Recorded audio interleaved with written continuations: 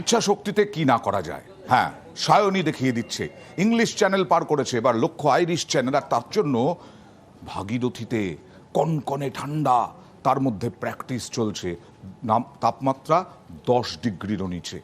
দেখুন।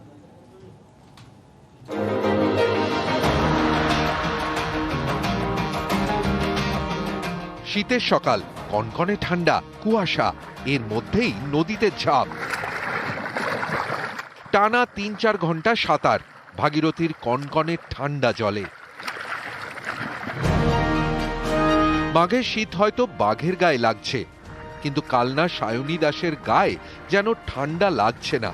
কারণ 26 বছরের এই তরুণীর লক্ষ্য কুক স্ট্রেট, আইরিশ চ্যানেল সাঁতরে পার করা। সেসবই হবে মার্চের পরে, গরমকালে।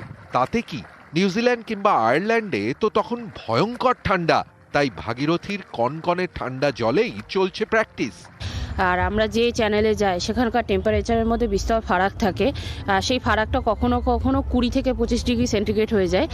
বিশেষত আমি যে নর্থ চ্যানেল যাচ্ছি, যেটা সপ্তসিন্ধুর মধ্যে সবথেকে শীতলতম, সেই জায়গায় নিজেকে মানিয়ে নেওয়ার জন্য এখনকার যেটুকু ঠান্ডা আমি পাচ্ছি সেটাকে কাজে লাগাচ্ছি। পক্ষে বিপক্ষে সব সমুদ্রের ক্ষেত্রেই হয়, পাশাপাশি ঠান্ডাটা একটা ব্যাপার আছে।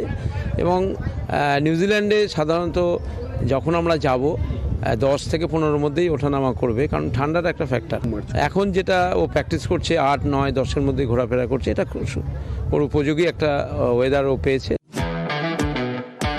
এর আগে ইংলিশ চ্যানেল, আমেরিকার ক্যাটলিনা এবং মালোকাই চ্যানেল জয় করেছেন সায়নী।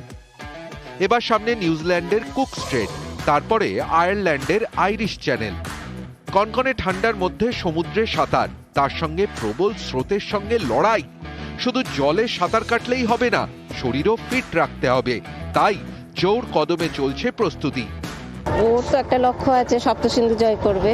তো যতদিন না সেটা হচ্ছে, সেটা আমরা চেষ্টা করে যাব। সুইমিংটা ভালো করে প্র্যাকটিস করুক এবং একটা একটা করে চ্যানেলও জয় করে আসুক। কালনা থেকে নবকুমার রায়, নিউজ 18 বাংলা।